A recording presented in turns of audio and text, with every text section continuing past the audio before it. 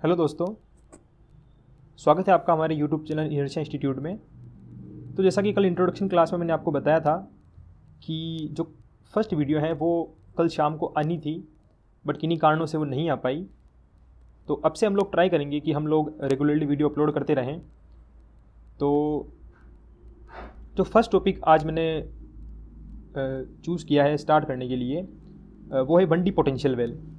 इस टॉपिक को स्टार्ट करने का सबसे मेन रीज़न यही था कि जब मैंने प्रीवियस ईयर क्वेश्चंस को एनालाइज़ किया तो मैंने देखा कि जो पोटेंशियल वेल है उससे हर साल एक क्वेश्चन तो आता ही है और कुछ सालों में 2 क्वेश्चन भी आए हैं। और पोटेंशियल वेल काफ़ी ज़्यादा इजी टॉपिक है, तो मैंने सोचा सबसे पहले इसी टॉपिक से स्टार्ट करते हैं। तो बिना ज़्यादा टाइम वेस्ट किए दोस्तों वीडियो को स्टार्ट करते हैं। तो 1D पोटेंशियल वेल, तो दोस्तों इसी को हम 1D बॉक्स पोटेंशियल के नाम से भी जानते हैं, 1D infinite square well potential के नाम से भी जानते हैं, डीप स्क्वायर वेल पोटेंशियल के नाम से भी जानते हैं और बॉक्स पोटेंशियल के नाम से भी जानते हैं। तो क्या होता है 1D बॉक्स पोटेंशियल? तो दोस्तों समझते हैं इसको। तो अज्यूम कीजिए कि अपने को कोई पोटेंशियल दिया है, वो इस तरह से है। जो पोटेंशियल है वो 0 है when x is less than L and greater than 0। Means अपना x अगर 0 to L के बीच में है तो अपना पोटेंशियल 0 है, और अगर अपना पोटेंशियल इन्फिनिटी है when x is less than 0 and x is greater than L। अगर अपने को ऐसा कोई पोटेंशियल दिया है तो वो 1D बॉक्स पोटेंशियल से रिलेटेड है। अगर आपको एग्जाम में कभी भी इस तरह का पोटेंशियल दिखे, इस तरह की पोटेंशियल प्रोफाइल दिखे, तो आप समझ जाना कि वो क्वेश्चन 1D बॉक्स पोटेंशियल से रिलेटेड है। जो पोटेंशियल है वो 0 है, 0 to L के बीच में, और जो पोटेंशियल है वो इन्फिनिटी है when x is less than 0 and when x is greater than L। तो समझते हैं कि ये क्या है। तो दोस्तों जब हम इस पोटेंशियल को ड्रॉ करेंगे तो हम देखेंगे कि जब x 0 to L के बीच में है, जब अपना x 0 to L के बीच में है तो पोटेंशियल 0 है, और जब potential x is less than 0 के लिए है, इस साइड वाला जो रेंज है, और x is greater than L जो इधर वाला रेंज है, इसके लिए पोटेंशियल इन्फिनिटी है, मतलब इस तरफ और इस तरफ। तो क्या है इसका मतलब? तो अज्यूम कीजिए कि यहाँ कोई एक पार्टिकल है इस बॉक्स के अंदर जो कि इस रेंज में है 0 to L के बीच में। तो अगर हम उस पर फोर्स देखेंगे, जैसा कि हमें पता है जो फोर्स होता है वो पोटेंशियल के नेगेटिव ग्रेडियंट के बराबर होता है। तो 0 to L के बीच में उस पर जो फोर्स होगा वो 0 होगा, क्योंकि 0 to L के बीच में जो पोटेंशियल है वो 0 है और पोटेंशियल में कोई चेंज भी नहीं हो रहा है 0 to L के बीच में। तो फोर्स 0 होने का मतलब है कि अपना पार्टिकल फ्री है इस रीजन में 0 to L के बीच में, जो कि अपना सेकंड रीजन है। ठीक है, तो अब क्या होगा कि जैसे ही ये पार्टिकल इस तरफ जाएगा और जब ये पार्टिकल इस दीवार के पास होगा तो क्या होगा कि जो फोर्स होगा वो होगा -dV/dx। अब इस केस में क्या होगा कि x is equal to L पे जो पोटेंशियल में चेंज हो रहा है वो इन्फिनिटी है, इनफाइनाइट है, क्योंकि अपना पोटेंशियल आप देखेंगे कि अपना जो पोटेंशियल है वो इस जगह पे 0 है, और इसके बाद जैसे ही पार्टिकल यहाँ पहुँचेगा इस x is equal to L के यहाँ, तो जो अपना पोटेंशियल है वो इन्फिनिटी हो चुका है। तो पोटेंशियल में जो चेंज है वो इनफाइनाइट हुआ है। इसका मतलब ये है कि जो फोर्स होगा, क्योंकि ये जो dV है वो चेंज इन पोटेंशियल है और वो चेंज इन पोटेंशियल आया है इनफाइनाइट, तो जो फोर्स होगा वो होगा नेगेटिव ऑफ इनफाइनाइट। अगर मैं इसे पेन से लिखूं तो नेगेटिव ऑफ इनफाइनाइट, मतलब इस पे उल्टी डायरेक्शन में एक इनफाइनाइट फोर्स लगेगा। तो मान लीजिए अगर पार्टिकल का मोमेंटम इस डायरेक्शन में, अगर जो ये डायरेक्शन है इसमें अगर +p था तो पार्टिकल यहाँ से सडनली रिफ्लेक्ट बैक हो जाएगा और इसका मोमेंटम माइनस p हो जाएगा, क्योंकि इस पर जैसे ही ये x is to L line पे पहुँचेगा, इस लाइन पे, यहाँ एक्चुअली में कोई फिजिकल लाइन है नहीं, हमने जस्ट इस डायग्राम में ड्रॉ करने के लिए एक लाइन बनाई है, बाकी यहाँ फिजिकली कोई लाइन नहीं है। तो जैसे ही पार्टिकल इस जगह पे पहुँचेगा x इज टू एल पे, तो उस पर एक नेगेटिव इनफाइनाइट फोर्स लगेगा। इसका मतलब ये है कि पार्टिकल वहाँ से अचानक से रिफ्लेक्ट बैक हो जाएगा। और सेम होगा इस तरफ x इज टू 0 पे, जब पार्टिकल यहाँ आएगा और इसका कुछ मोमेंटम है, मान लीजिए अगर प्लस p, तो पार्टिकल जब x इज टू 0 पे पहुँचेगा तो यहाँ भी उसके पोटेंशियल में अचानक से चेंज होगा, जो कि same x is to L के जैसे होगा। वो कैसे होगा, क्योंकि यहाँ इस जगह पे पोटेंशियल 0 है और यहाँ जैसे ही ये x इज टू 0 पे पहुँचेगा और जो पोटेंशियल है वो सडनली चेंज होकर इन्फिनिटी हो रहा है, तो जो चेंज इन पोटेंशियल यहाँ भी इन्फिनिटी हो जाएगा और जो फोर्स है वो उसको नेगेटिव डायरेक्शन में एक पुश करेगा, सडन पुश। तो जो पार्टिकल है वो रिफ्लेक्ट हो जाएगा यहाँ से और उसका मोमेंटम हो जाएगा माइनस p, जो पहले था उसका उल्टा हो जाएगा। इतना अगर आपको समझ में आया होगा तो आप समझ चुके होंगे कि पार्टिकल इन दीवारों से बाहर नहीं जा सकता, जो कि फिजिकली दीवारें नहीं हैं बट एक तरह से पोटेंशियल की दीवारें हैं। तो पार्टिकल नहीं तो इधर जा सकता है और नहीं इधर जा सकता है। पार्टिकल इधर भी नहीं जा सकता और इधर भी नहीं जा सकता।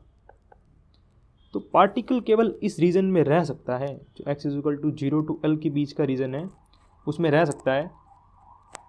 तो पार्टिकल एक तरह से बाउंड हो गया है यहाँ रहने के लिए, और इस रीजन में उसके ऊपर फोर्स 0 है और वो फ्री है यहाँ इस रीजन में x is to 0 to l के बीच में। तो अपना पार्टिकल यही रहना पसंद करेगा। ठीक है दोस्तों, इतना समझ में आया होगा आपको। इसीलिए हम इसे पोटेंशियल वेल बोलते हैं। जैसे कुएं में गिरने के बाद वापस कोई निकल नहीं सकता, इसी तरह से इसके अंदर एक बार कोई पार्टिकल आ गया तो वो इससे बाहर नहीं जा पाएगा, वो इसी के अंदर रहेगा। तो जैसे आपने इस डिस्कशन से समझा होगा कि जो वॉल्स हैं एक तरह से वो रिजिड बॉल्स हैं और इम्पेनेट्रेबल है, यहाँ से पेनेट्रेशन नहीं हो सकता। So no penetration from these balls. तो दोस्तों जो डिस्कशन हमने किया है उसकी अगर मैं आपको समरी बताऊं तो समरी ये है कि पार्टिकल इस x इज टू 0 से l के बीच में फ्रीली मूव कर सकता है, और पार्टिकल जैसे ही इन दीवारों के पास जाएगा x इज टू l और x इज टू 0, तो ये सडनली वापस इस बॉक्स के सेंटर की तरफ धकेल दिया जाएगा। तो पार्टिकल एक तरह से इसके अंदर बाउंड है। तो दोस्तों अब हम बात करते हैं इसका वेव फंक्शन हम कैसे लिखेंगे। हम इसको मैथमेटिकली अब लिखते हैं। वेव फंक्शन मतलब किसी भी पार्टिकल की स्टेट को बताने के लिए हम वेव फंक्शन लिखते हैं। वेव फंक्शन का मतलब ये है कि उस सिस्टम के बारे में या उस पार्टिकल के बारे में जो भी इंफॉर्मेशन है सारी उस वेव फंक्शन में कंटेन होती है। तो अभी हम इसके लिए थोड़ी मैथमेटिक्स करते हैं। तो उसके लिए तो पहले जो हम वेव फंक्शन लिखेंगे वो हम लिखते हैं उस रेंज के बाहर। जैसे हमने ऊपर देखा था, ये अपना x इज टू 0 है और ये अपना x इज टू l है, और इस रेंज के बाहर अपना पार्टिकल नहीं जा सकता। तो एक तरह से अगर हम अंदर वाले वेव फंक्शन को साई इन कह दें, जब पार्टिकल अपना अंदर है तो बाहर वाला साई आउट हो जाएगा, यहाँ भी साई आउट होगा। तो अगर हम रीजन आउटसाइड द बॉक्स की बात करें, जहाँ पोटेंशियल अपना इन्फिनिटी है, means x is less than 0, जो कि अपना फर्स्ट रीज़न है, जो कि मैंने डायग्राम में दिखाया था ऊपर। ये फर्स्ट रीज़न है, ये थर्ड रीज़न है, दोनों आउटसाइड दी वेल हैं और यहाँ पोटेंशियल इन्फिनिटी है। और जो सेकंड रीज़न है वहाँ पोटेंशियल 0 है और वो अपने वेल के इनसाइड वाला रीज़न है, जहाँ अपना पार्टिकल फ्रीली मूव कर सकता है और वहीं रहेगा, और यहाँ अपना पार्टिकल जा नहीं सकता। ठीक है, तो जो रीज़न आउटसाइड दी बॉक्स है उसकी अगर हम बात करें तो वहाँ अगर अपने को वेव फंक्शन लिखना है तो वहाँ वेव फंक्शन क्या हो जाएगा कि वहाँ पोटेंशियल जो है अपना इन्फिनिटी है, और अभी मैंने बताया कि वहाँ पार्टिकल नहीं जा सकता, मतलब पार्टिकल के जो मिलने की प्रोबेबिलिटी है वहाँ ज़ीरो है। तो अगर पार्टिकल के मिलने की प्रोबेबिलिटी आउटसाइड दी बॉक्स अगर ज़ीरो है तो जो साई आउट होगा वो ज़ीरो हो जाएगा, मतलब जो अपना पार्टिकल है वो बॉक्स के बाहर नहीं मिल सकता, मतलब पार्टिकल के बॉक्स के बाहर रहने की जो प्रोबेबिलिटी है वो ज़ीरो है for x is less than zero and x is greater than l। ठीक है, अब हम बात करें रीज़न इनसाइड दी बॉक्स, मतलब x is greater than zero and less than l, जो कि अपना डायग्राम में सेकंड रीज़न था, जो कि ये वाला रीज़न है जिसके लिए हम साइन इन लिखेंगे, जो x is equal to zero और x is equal to l के अंदर वाला रीज़न है। इसकी हम बात करें तो यहाँ अपना पोटेंशियल ज़ीरो है, ये अपने को पता है, v is equal to zero. और दूसरी बात ये कि कभी भी हम वेव फंक्शन और एनर्जी आइगन वैल्यूज़ निकालने के लिए श्रोडिंगर इक्वेशन का यूज़ करते हैं, तो यहाँ भी हम श्रोडिंगर इक्वेशन का यूज़ करेंगे। अगर आपने quantum mechanics, basic quantum mechanics अगर आपने पढ़ी होगी तो आपको पता होगा कि श्रोडिंगर इक्वेशन क्या होती है।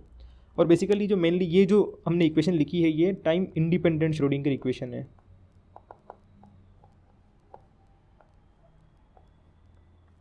तो श्रोडिंगर इक्वेशन है, अगर आपने पहले पढ़ी है तो आपको पता होगा, नहीं भी पढ़ी है तो आप इसे याद रख सकते हैं। जो श्रोडिंगर इक्वेशन होती है वो होती है H psi is equal to E psi. जो यहाँ पे एच है वो होता है हैमिल्टोनियन ऑपरेटर,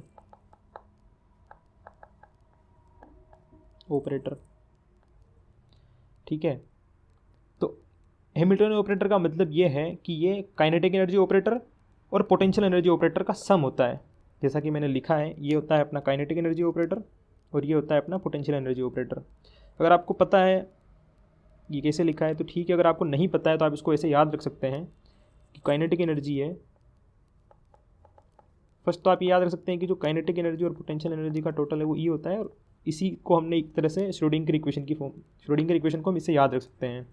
तो जो kinetic energy plus potential energy का जो सम है, उनका जो ऑपरेटर है उसी को हम हैमिल्टोनियन लिख रहे हैं। और एक तरह से हमने यहाँ आप कह सकते हैं कि साई से इस जगह पे हमने साई से दोनों साइड गुणा कर दिया है एक तरह से। तो जो काइनेटिक एनर्जी को हम क्या लिख सकते हैं मोमेंटम की फॉर्म में, पी स्क्वायर बाई 2m। और पी आपको पता है होता है minus iota h cut del del x. अगर हम इसका स्क्वायर करके और यहाँ पुट करेंगे तो ये हो जाएगा, इसको करेंगे यहाँ पुट करेंगे स्क्वायर करके तो minus h cut square del 2 by del x square by 2m।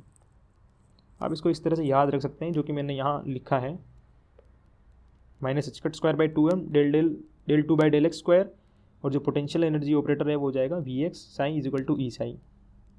और इसको अगर हम सोल्व करेंगे तो इस इक्वेशन को हम इस तरह से लिख सकते हैं, d two by d x square, Sai को हमने अंदर मल्टीप्लाई कर दिया है और हमने इसको साई इन कर दिया है क्योंकि हम इनसाइड द पोटेंशियल की, इनसाइड द वेल की बात कर रहे हैं, ठीक है।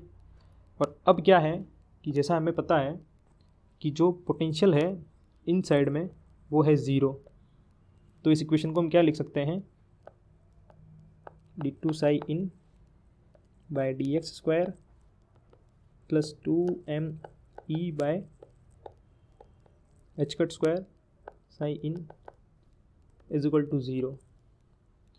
और जो यहाँ जो ये क्वांटिटी आई है, इस ये पूरा एक, अगर अपनी पार्टिकल की एनर्जी अगर कांस्टेंट है तो ये क्वांटिटी कांस्टेंट है, तो हम इसको किसी और कांस्टेंट के इक्वल मान सकते हैं। तो अगर हम इसको के स्क्वायर के इक्वल रख दें तो ये क्वांटिटी हो जाएगी k square psi in is equal to zero, where जो अपना के स्क्वायर है वो है 2m E by h cut square.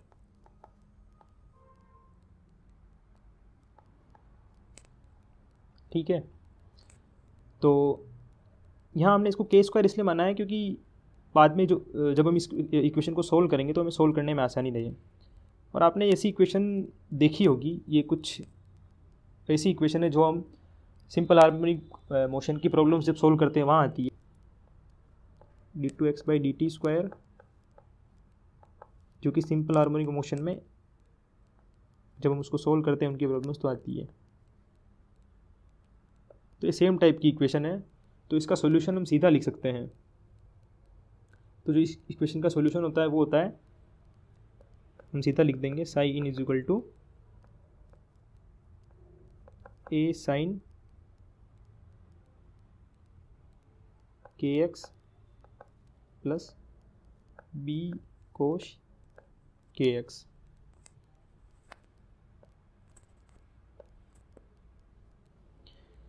अब यहाँ हमें ए और बी की वैल्यू फाइंड करनी है, जो कि कॉन्स्टेंट्स है, आर्बिट्री कॉन्स्टेंट्स हैं। तो इनकी वैल्यू फाइंड करने के लिए हम बाउंड्री कंडीशंस का यूज़ करेंगे। बाउंड्री कंडीशंस मतलब जो x इज इक्वल टू 0 और x is equal to L पे हम वेव फंक्शन पे कुछ कंडीशंस लगाएंगे। तो देखिए वो क्या होती है। तो यहाँ हम वेव फंक्शन की एक प्रॉपर्टी का यूज़ करेंगे। अगर आपने क्वांटम पढ़ी है पहले, बेसिक क्वांटम, तो उसमें आपने पढ़ा होगा कि जो वेव फंक्शन है वो कुछ प्रॉपर्टीज़ को फॉलो करता है। जैसे जो अपना वेव फंक्शन है वो पूरे स्पेस में कंटिन्यूस होना चाहिए, और कुछ प्रॉपर्टीज़ और होती है, जैसे वेव फंक्शन सिंगल वैल्यूड होना चाहिए, वेव फंक्शन फाइनाइट होना चाहिए। तो ऐसे ही जो यहाँ हम प्रॉपर्टी यूज़ कर रहे हैं वो कि wave function should be continuous in the space. तो अगर पूरे स्पेस में कंटिन्यूस है तो x इज इक्वल टू 0 पे भी कंटिन्यूस होना चाहिए। तो x इज इक्वल टू 0 पे हम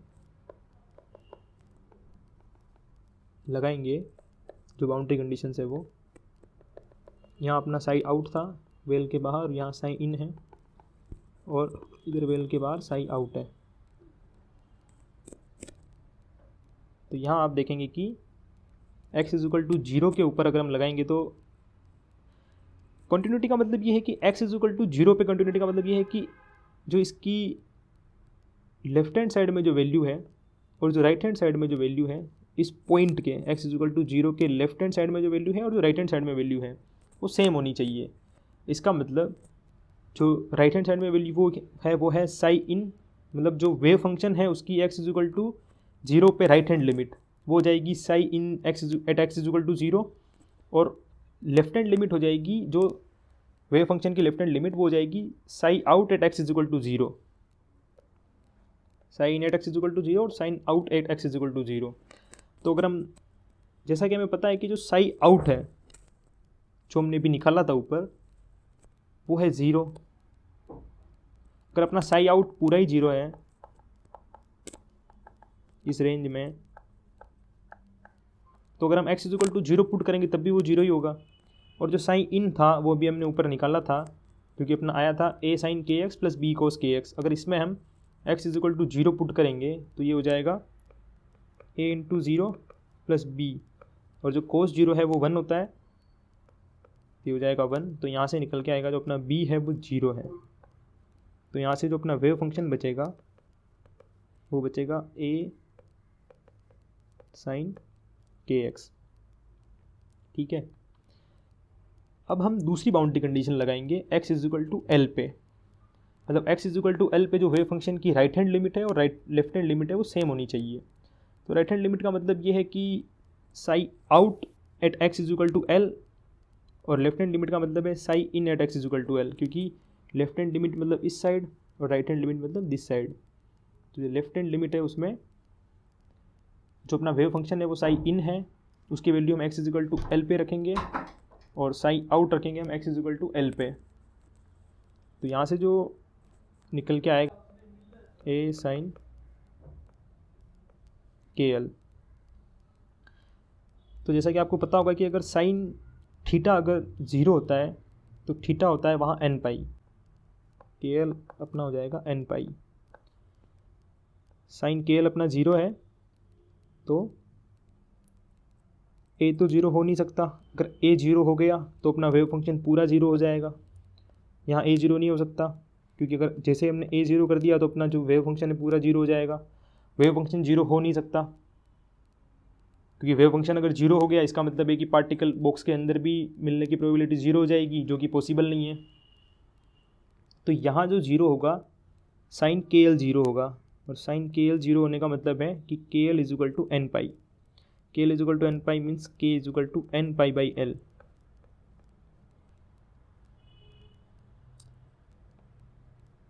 इसको आप याद रख सकते हैं, k is equal to n pi by L. ठीक है। तो अब इस k की वैल्यू को हम अपने वेव फंक्शन में पुट करेंगे, तो जो अपना वेव फंक्शन हो जाएगा sine n is equal to a sign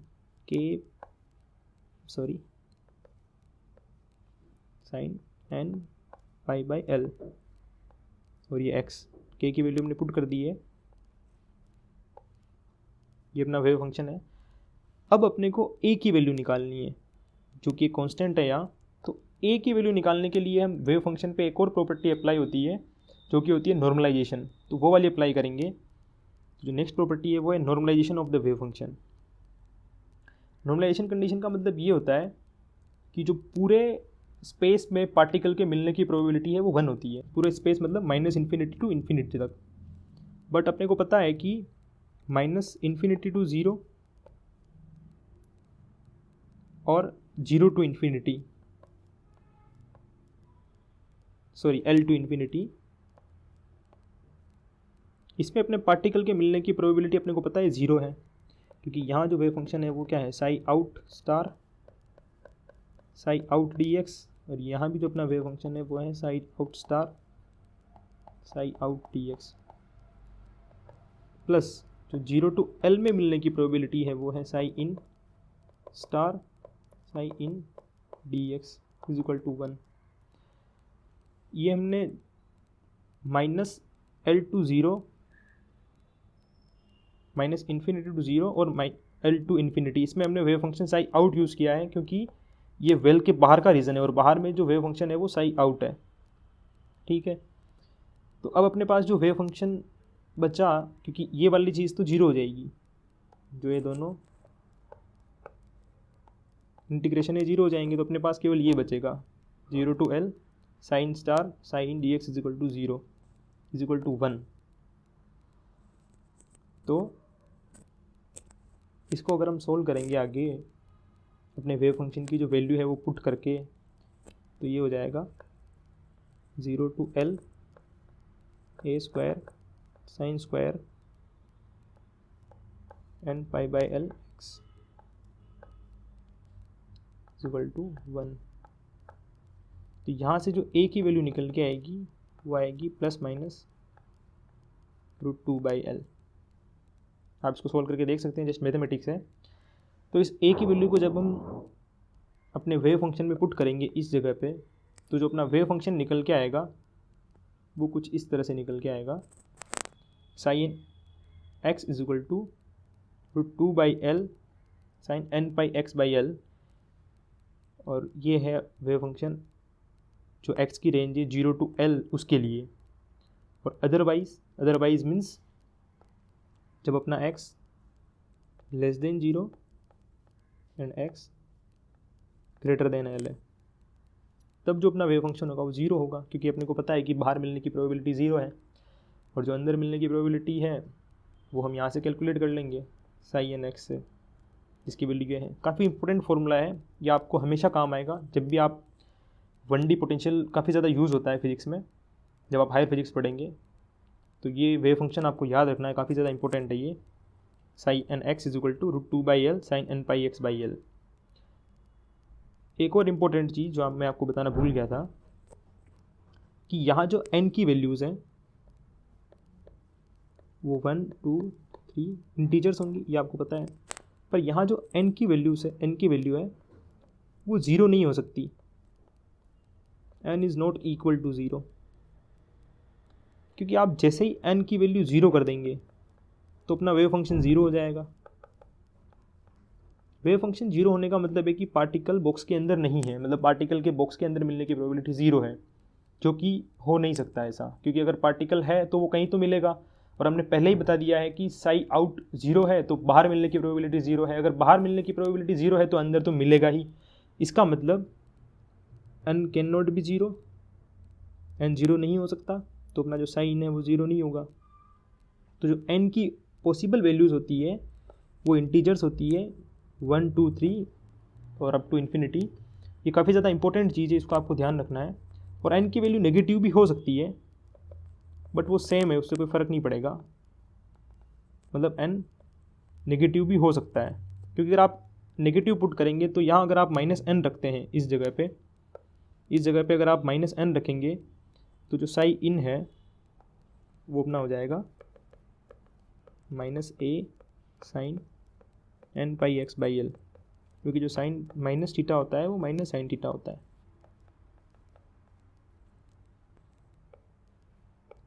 और जब हम इन दोनों से प्रोबेबिलिटी कैलकुलेट करेंगे, फर्स्ट वाले से और सेकंड वाले से, प्रोबेबिलिटी मतलब होता है साइन का स्क्वायर, तो दोनों से सेम आएगी। और प्रोबेबिलिटी ही होती है जो फिजिकल क्वांटिटी होती है, वेव फंक्शन कोई एक फिजिकल क्वांटिटी नहीं होती है। तो यहाँ तक हमने देखा था जो अपने को जो वेव फंक्शन मिला है वो आया है अपना sine n x is equal to √2/L sine n pi x by L, जो कि काफ़ी ज़्यादा इंपॉर्टेंट है, आपको याद रखना है और काफ़ी बार क्वेश्चंस में ये काम आएगा।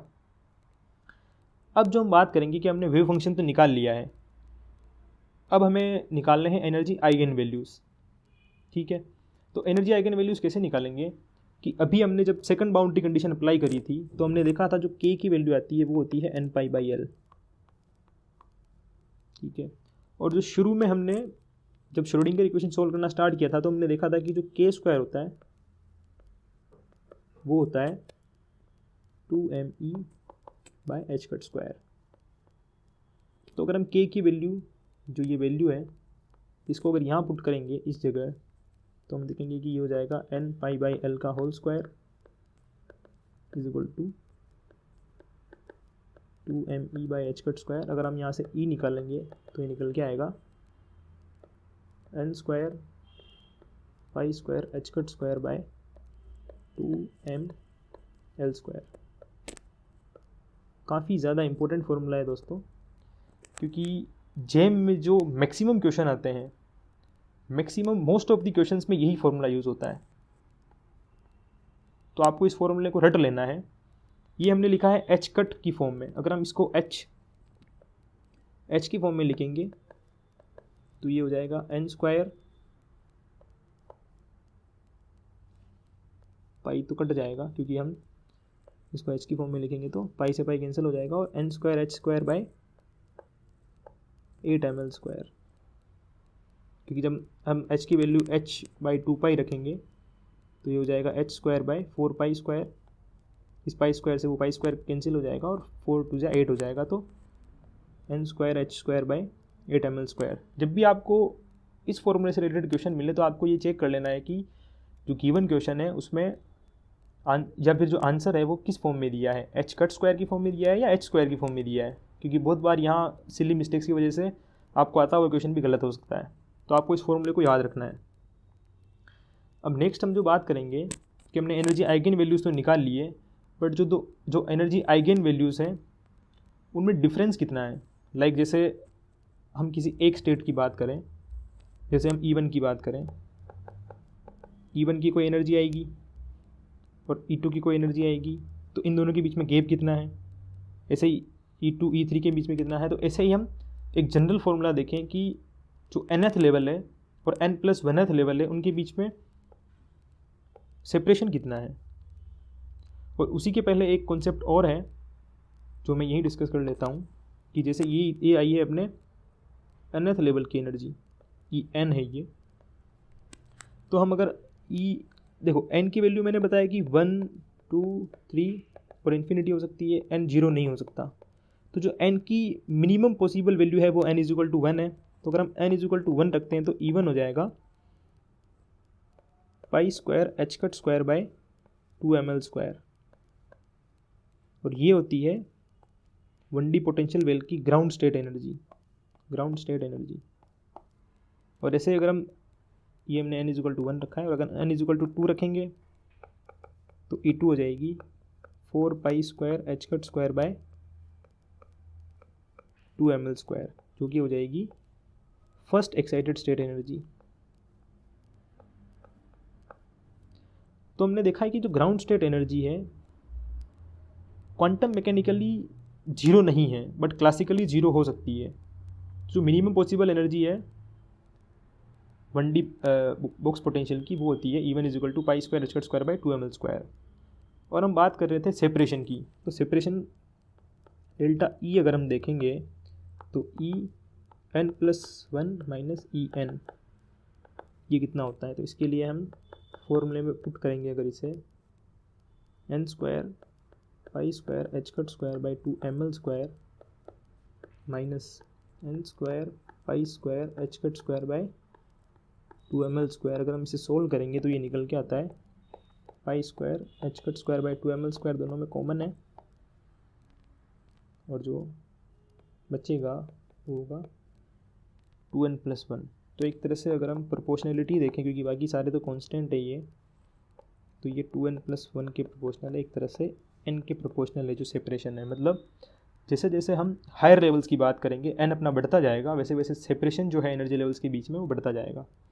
जैसे अगर मैं आपको कुछ लेवल्स ड्रॉ करके दिखाऊं, जैसे ये अपना फर्स्ट लेवल है जो कि n=1 पे होगा, जिसकी एनर्जी अभी हमने निकाल के देखी थी n square pi square h cut square by 2ml square. n हम 1 पुट करेंगे तो ये 1 हो जाएगा, तो पाई square h cut square by 2ml square. अगर इसको हम E0 मान लें तो जो सेकंड लेवल हम बनाएंगे n=2 पे, उसकी एनर्जी हो जाएगी 4E0, आप फॉर्मूले से देख सकते हैं।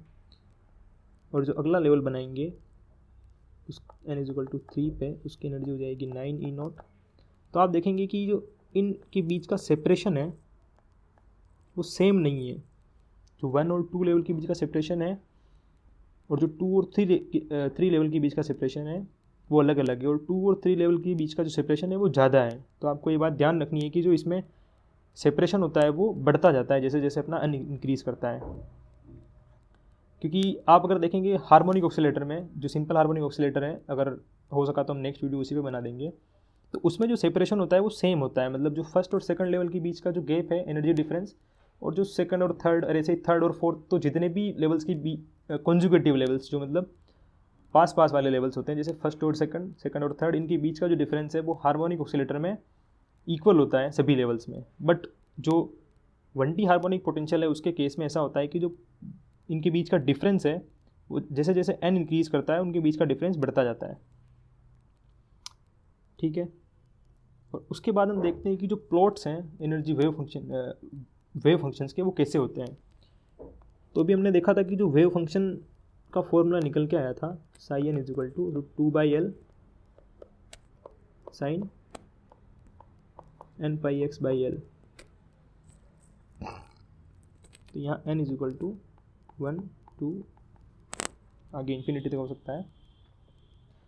तो अगर हम इन लेवल्स को ड्रॉ करके देखें, जैसे अगर आप psi1 की बात करेंगे, ये √2/L जस्ट अपने एम्पलीट्यूड को चेंज करेगा, बाकी जो मेन वेरिएशन है वो sin n πx/L का होगा। तो अगर हम इसको लिखें sin n πx/L, तो अगर हम फर्स्ट लेवल की बात करें तो फर्स्ट लेवल के लिए हो जाएगा sin πx/L। और दूसरी चीज़ ये है कि इसका अगर टाइम पीरियड देखें तो ये हो जाएगा 2π डिवाइडेड बाई n π/L, जो ये वाला है n π/L, ये अपने 2π के डिवाइड में आएगा। क्योंकि जो यहाँ एक्चुअल में आप अगर देखेंगे तो साइन की यहाँ जो होती है एक तरह से साइन ω(x), ये फ्रीक्वेंसी होती है। अगर फ्रीक्वेंसी और जो अपना टाइम पीरियड होता है वो होता है 2π/ω। तो उस हिसाब से अगर आप समझेंगे तो 2π डिवाइडेड बाई ओमेगा की प्लेस पे जो आ रहा है वो है n π/L, तो n π/L से डिवाइड कर देंगे, तो जो अपना टाइम पीरियड बनेगा वो हो जाएगा, पाई से पाई कैंसिल हो जाएगा, तो ये हो जाएगा 2L/n टाइम पीरियड। तो अगर हम फर्स्ट लेवल की बात करेंगे n=1, थोड़ा दूर लिखते हैं जिससे सही रहेगा, n=1 की बात करेंगे तो ये हो जाएगा sin πx/L, और n=1 पुट करेंगे, मतलब जो फर्स्ट लेवल है उसका टाइम पीरियड है 2L। पर अपना जो पोटेंशियल लेवल है वो हमने 0 to L तक लिया है। मतलब साइन को अपना एक साइकिल पूरा करने के लिए 2L लेंथ की ज़रूरत है, पर अपने पास तो L लेंथ ही है, तो साइन अपना सर्कल पूरा नहीं करेगा और साइन का केवल हाफ साइकिल बनेगा, हाफ जो वेव है वही बन पाएगी। तो जो फर्स्ट वेव फंक्शन होगा उसका प्लॉट कुछ इस तरह से होगा। अगर हम n=2 की बात करेंगे तो n=2 के लिए टाइम पीरियड क्या हो जाएगा, 2L/2 मतलब t इज इक्वल टू हो जाएगा l, मतलब n इज इक्वल टू 2 जो सेकंड लेवल होगा उसका टाइम पीरियड l है, l में वो अपना एक वेव पूरा करता है, मतलब एक अपना एक साइकिल पूरा करता है, तो जो साइन का साइकिल है वो l में पूरा हो जाएगा n इज इक्वल टू 2 के लिए। ऐसे आप n इज इक्वल टू 3 और n इज इक्वल टू 4 के लिए इसको वेरीफाई कर सकते हैं। इसमें एक और इम्पोर्टेंट चीज़ है जो कि बहुत ज़्यादा इम्पोर्टेंट है कि जो इसमें नोड्स हैं वो n-1 नोड्स हैं। नोड्स का मतलब क्या होता है, जैसे आपको कुछ आइडिया होगा, नोड्स का मतलब होता है जहाँ अपना वेव फंक्शन 0 हो रहा है।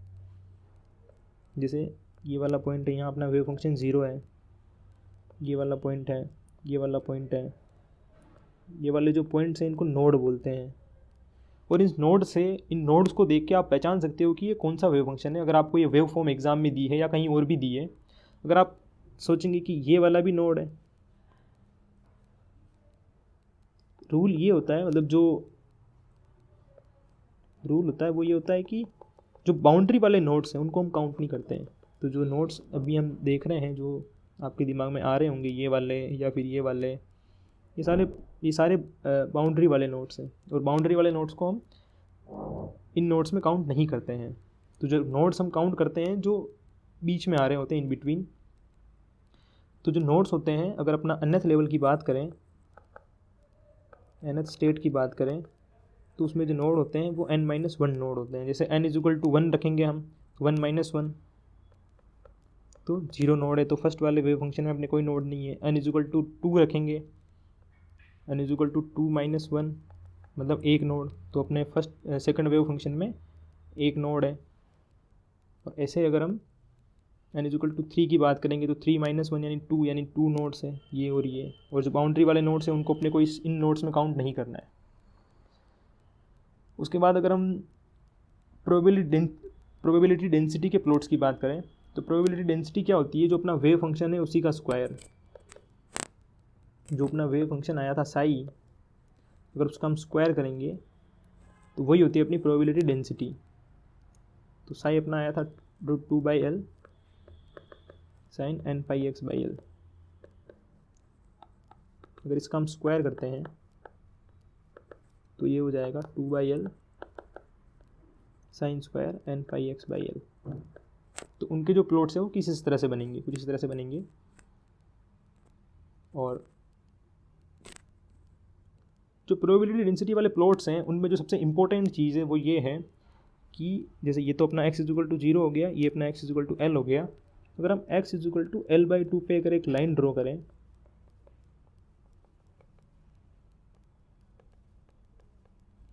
तो आप देखेंगे कि जो x is equal to L/2 है उसके रेस्पेक्ट में जितने भी वेव फंक्शन है सारे सिमेट्रिक है। वेव फंक्शन नहीं, सॉरी, जो प्रोबेबिलिटी डेंसिटी के प्लॉट्स हैं, मतलब जो पार्टिकल के मिलने की प्रोबेबिलिटी है इस हाफ में, मतलब p left half is equal to p right half.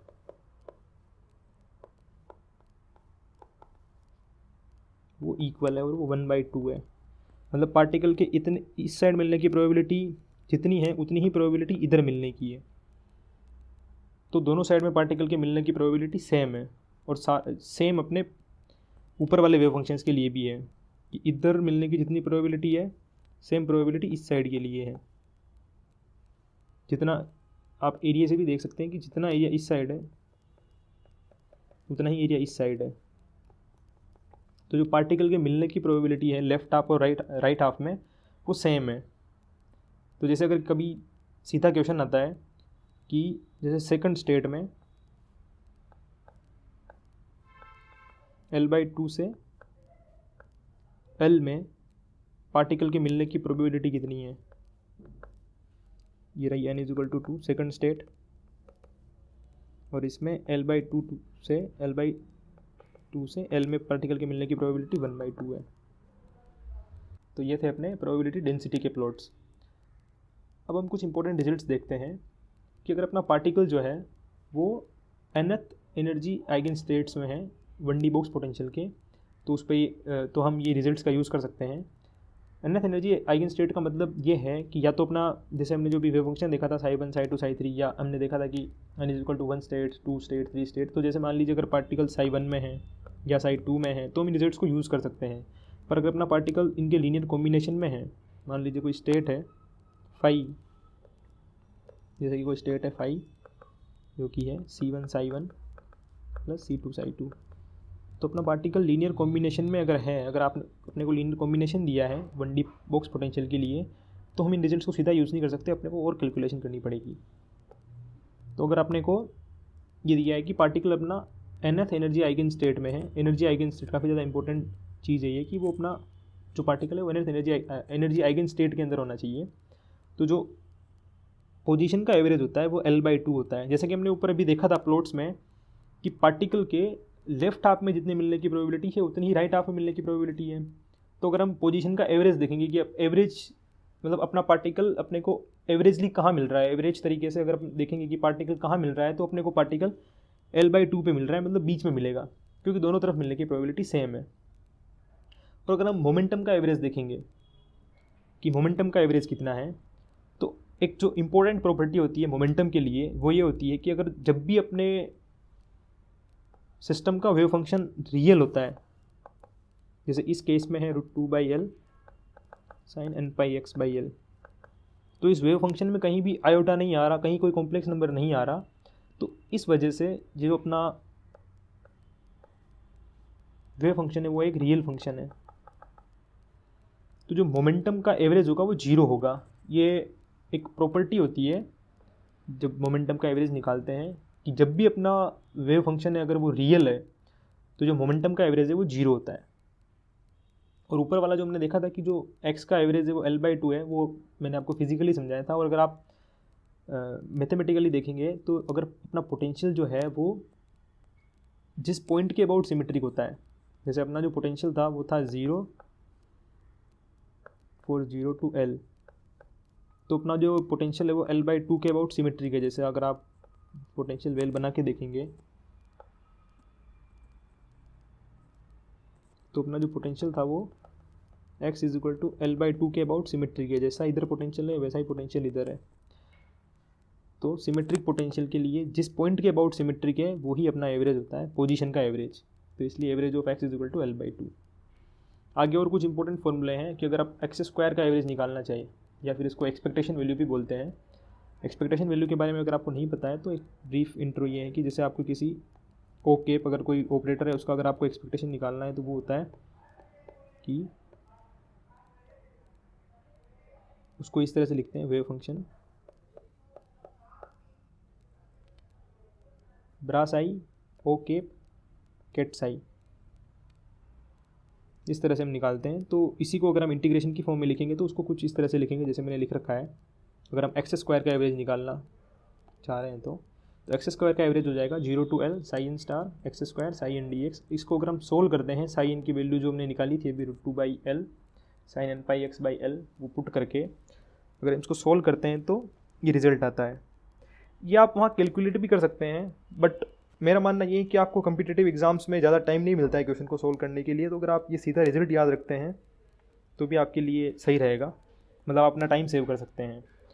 और p² का जो एवरेज होता है वो निकल के आता है n² π² h²/L²। इसको आप सीधा याद रख सकते हैं, क्योंकि अगर आपने एनर्जी का याद कर रखा है तो एनर्जी होती है,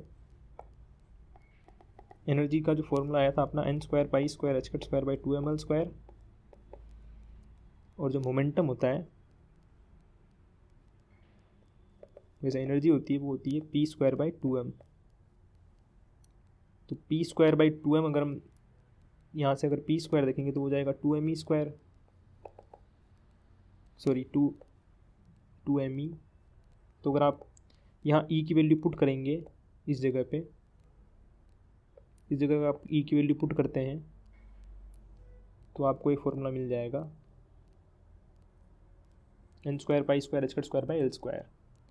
और फिर अगर हम अनसर्टेनिटी देखें x में और p में, तो अनसर्टेनिटी का फॉर्मूला जो होता है वो होता है कि √(x² का एवरेज माइनस x एवरेज का स्क्वायर।